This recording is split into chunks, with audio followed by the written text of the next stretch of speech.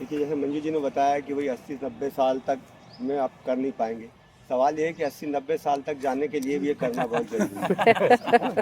तो करना चाहिए, अपने लिए कर रहे हैं, अपने स्वास्थ्य। अब सबसे बड़ी बात ये देखिए, आपका कर्तव्य है। ईश्वर ने आपको जीवन दिया, आपकी बॉडी को ठीक रखना एक कर्तव्य। एक मशीन है, किसी भी मशीन का आप यूज़ नहीं करेंगे तो खराब हो जाएगी, है ना? तो इसको स्वस्थ रखना भी आपका कर्तव्य है, वो भी धर्म है, आपको बता दूँ। अपने शरीर को स्वस्थ रखना आपका धर्म है। कल छोटी छोटी कहानी, एक व्यक्ति जो है भगवान को प्रसन्न किया। भगवान ने उसको दो पोटली दी, एक में उसकी खुद की गलती और शिकायतें थी और दूसरी पोटली में दूसरों की गलती और शिकायत थी। और उसको कहा भगवान ने कि भाई देखो, तुम जो है तुम्हारी खुद की गलती शिकायत उसको सामने रखो और दूसरों की गलती शिकायत को पीछे रखो। अब हुआ क्या कि घर में कुछ काम हुआ या साफ़ सफाई हुई जो हुई, तो नौकर ने क्या किया कि दूसरे की गलती वाले को सामने रख दिया और उसकी गलती वाले को पीछे रख दिया।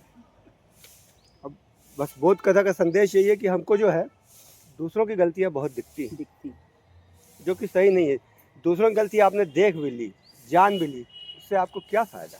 लेकिन अगर आप अपनी गलती देखेंगे, अपनी गलती सुधारेंगे, अपने, तो आपको बहुत फ़ायदा है।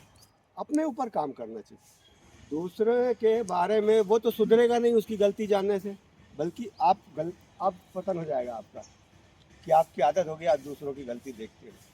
तो आप सही दिशा में चलिए। और दूसरी एक कहानी पढ़ा कि एक विधवा महिला थी, संपन्न थी, उसका लड़का था, मगर वो लड़का गलत संगति में पड़ गया था। तो शराब पीना, जुआ खेलना, रोज माँ से पैसा मांगता था।